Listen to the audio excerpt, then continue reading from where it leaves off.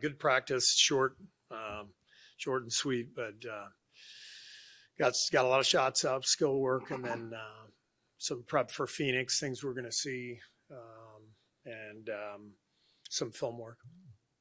And to follow up on yesterday, what's Al able to, like, is he able to do most of that today? He did everything today. So he's the injury is healed. It's now about ramping back up, rhythm, conditioning. So he's got to keep stacking these days together. Is he still considered doubtful then, as far as tomorrow goes? Okay. And it's been a little over a month since you guys last played Phoenix. What have you seen from them in that time since then? I think Jordan Ott's doing a phenomenal job. Just, they're really well organized. They have a clear identity. They're playing really hard. They're forcing a lot of turnovers. They're just they're a team that knows who they are, and they play really hard every night. When it comes to defending the 3-point line, what's the simplest solution to move on from the Portland game? You're talking about the Portland game? Yeah, just as far as like defending the 3-point line, like what's like the simplest fix to correct some of those little mistakes? Containment of the ball. When you contain the ball and you can force above the break threes without the ball hitting the paint, the percentages go way down.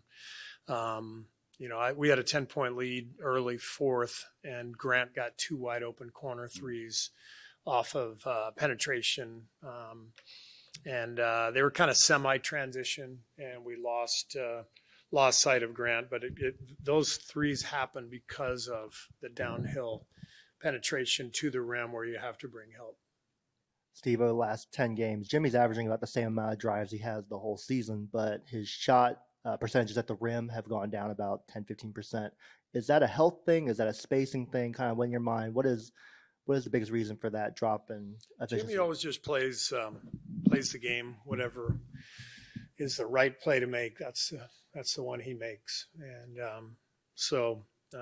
I don't ever worry about Jimmy. I don't ever tell him like you got to shoot on this play or that play. I trust that he's going to make the right play. Hey, Steve. When you think of last season, when you guys closed like 23-8 on the season compared to right now, what do you think's been sort of the biggest difference between that team and this team? That team was top 5 in both offense and defense. We took care of the ball. We won the turnover battle almost every night. It's not that complicated. We got spaced well. We found rotations that worked, and we stayed with them. And we developed a lot of consistency during that stretch. Your best lineup last season was the Curry, Pods, Moody, Jimmy, Draymond lineup. That lineup's only seen I think 17 minutes this season. What's sort of been the reason not using that lineup as much? Well, I think we had every intention of using it to start the year, and then Moses was injured, and JK played really well, so we wanted to reward him, and we stayed with that lineup. And so we haven't gotten to it as much. We tried it a little bit the other night. There's also the idea that we want to play bigs more and not have Draymond at the 5 too often because it's pretty taxing. And so it's a lineup that we probably will get to more often. But between the injuries and just different people stepping up and playing well and wanting to reward those guys, we haven't gotten to that lineup as often as we'd like. Steve, what's your read on the team's connectivity? Early in the season, it seemed like guys were a little bit closer together, and it seems like over the course of the season, maybe losing does this to teams, but it seems like things are a little bit more fragmented now. I just think we're in a state right now where we've been inconsistent. We've been losing. Guys have been out with injuries. Other guys have been in and out of the lineup. So there's frustration for sure, from all of us. From Joe, we know that too. Frustration with, for the staff of not being able to find the consistency we're looking for. Frustration from the players not knowing, exactly when they're going in. And anytime you have a stretch like this in the NBA, then you feel the fragility of it all. You feel the vulnerability. So it's important for me, for our veteran leaders, to rally the troops, get the guys together, and remind them that margin for error in this league between winning and losing is like that. And we're losing a bunch of close ones. We can flip this thing, and we do that together. It always has to be together, or it won't work. It kind of brings me back to like last season around this time when obviously there was a sense of urgency enough to go out and make a move for Dennis. Does it feel similar this year, or is it more so we saw what we could do at the end of last season with Steph, Draymond, and Jimmy all healthy, and they just haven't been fully healthy, so that kind of mix and match hasn't allowed that. So how do you kind of assess the sense of urgency last year compared to this year? I think it feels similar in that we're inconsistent. We're, around 500. But I know that we have the answer here. Last year, I felt like we had to make a move. This year, I don't think that's the case. I think we have what we need here. But we need to develop more consistency in our play, and that starts with me giving these guys more consistent roles, making sure we get Jimmy the ball, making sure we get to that style of play a year ago where we had control of games, where we were taking great care of the ball and turning the other team more often than we were turning it over, and just feeling like we were in control night after night versus what we've seen lately is kind of track meets, up and back. Whoever makes a couple threes at the end of the game is going to win. We're not in control of games right now. But we have that ability, and that's our focus. With looking for that consistency, obviously you're doing that with the continuity of trying to stick within a starting lineup right now, have more set rotations, whether it's a JK, a Will, or a Seth. For any player that's out of the rotation, when you finally have these stretches of actual practice, is there anything that they can do to jump back in, or is it more of a state of just staying ready because your number can be called anytime? It's kind of both. I mean, you definitely want to see how guys respond in practice, and I can tell you JK's been great, this last week as he's been out of the rotation. He's working really hard, and I'm going to reward that. I mean, he needs to be back out there, and it's tricky. I think we have 14, 15 guys who I feel very comfortable putting on the floor, but I also only feel comfortable playing 11 at the most each night, really 10. And so no matter how we slice it, I'm going to come up here and you're going to ask me about 3 different guys, and it's fair because they can all play. Gary's barely played the last couple games. I know he was sick and out last game, but the game before, like 3 minutes, he had a stretch where he was one of our best players for 3 games. So we gotta just find the balance in there. And I'll ask about one of those 3 guys. Will, obviously out of the rotation right now. He's a rookie, though. He hadn't really gone through this in the NBA. For you, I guess, what is your advice to him when he's going through a stretch like this where he was starting for a while and now he's not in the rotation, maybe he's in it at some other point? I mean, the great thing with Will is he gets it. I went to him last week and told him I was going to take him out of the rotation because we're getting healthy and I want to play my vets and give everybody, a look. And he said, I got you, coach. He understands his place on the team as a rookie, and his time will come back around for sure. How do you think the group is doing right now, given the highs and lows that you guys have kind of experienced 2 months in? I feel like we're doing pretty well. Some of these guys have been through stuff like this. I think that's the whole point of having veteran leadership, guys that have been through it. They understand how the season can go. The highs and the lows have been we trying to just stay, real level-headed and just keep pushing along. Defensively, you guys not been at the same form you were during the road trip. I guess, what do you guys need to get back to doing the next few games? We can keep the ball in front better, and just, rotations and just communication. Just make sure we're talking out there. Sometimes you're going to get messed up on rotations, but as long as you communicate and talk it out, and I think we can just, overall help each other out. And, everything's not going to be perfect, but if we just keep adjusting and keep moving on the fly and just, keep trusting each other, I think it'll figure itself out. Right now you're kind of on a minutes restriction. How do you sort of find rhythm when you're, like you have a certain like time limit on when you're playing?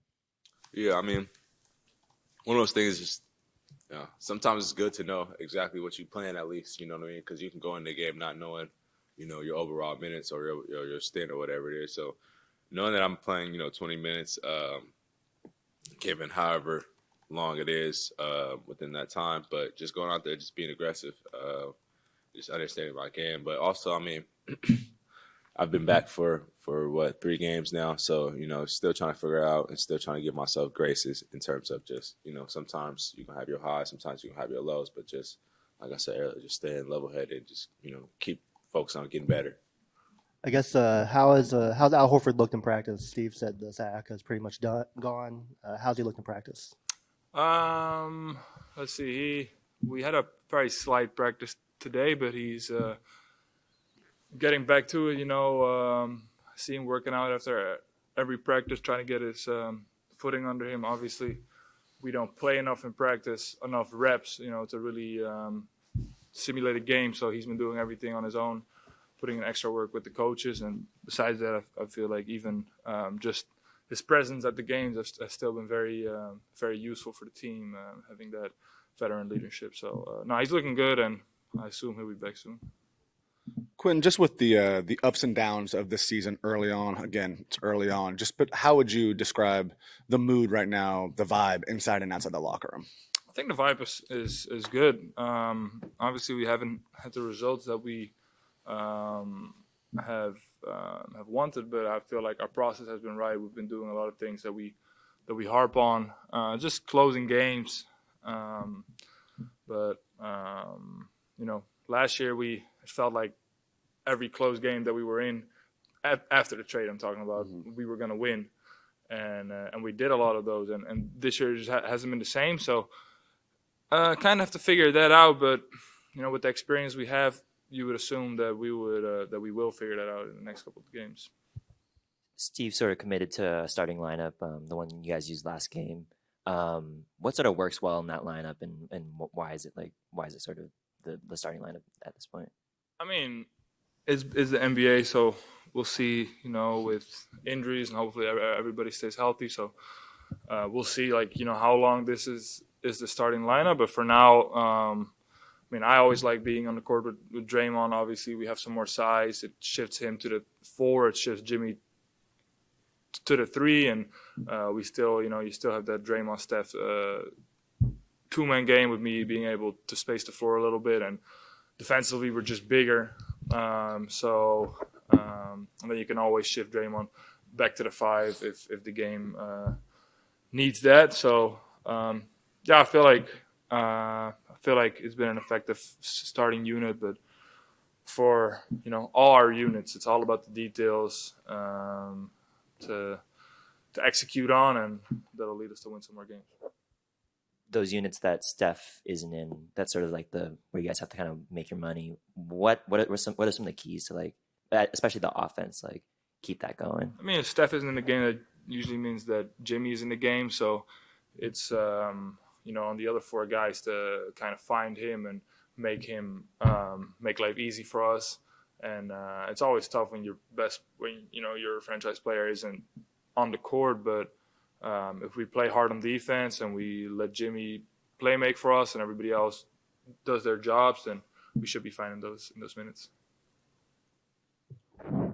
As far as what the starting lineup goes, how important do you think consistency with continuity is? Because obviously there's been factors with injuries where you guys haven't been able to get those consistent lineups. Do you just think that getting consistency, continuity will be good for this group?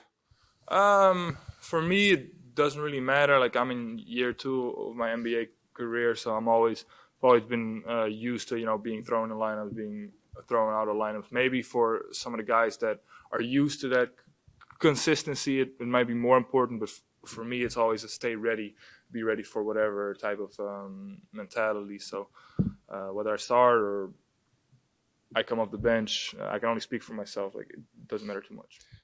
Obviously your defensive improvements have been spoken about. Where do you think that you've grown the most offensively as well so far this season? Offensively, I struggled early on with with my shot a little bit compared to last year, but I feel like my shot's in a good place right now. So just keep being the floor spacer. I feel like I'm where I've made some strides, but I need to be better. Is just keeping the ball moving. Sometimes I get stuck in these shot fakes, and then the offense kind of stops. Like my job out there is really being a connector. I touch the ball, I either shoot, I pass, I put it on the floor for one or two dribbles. But at some points, I feel like I've done a really good job at that, and sometimes I still feel like I need to do better. Quinn, you mentioned close games and just kind of the comfort you guys felt last year after the trade, and we know 5-9 in clutch games this year. Are there any tangibles that you guys have gone over, be it in film or things that you've looked at down the stretch that you guys aren't doing this year in games that you were doing at the end of last year?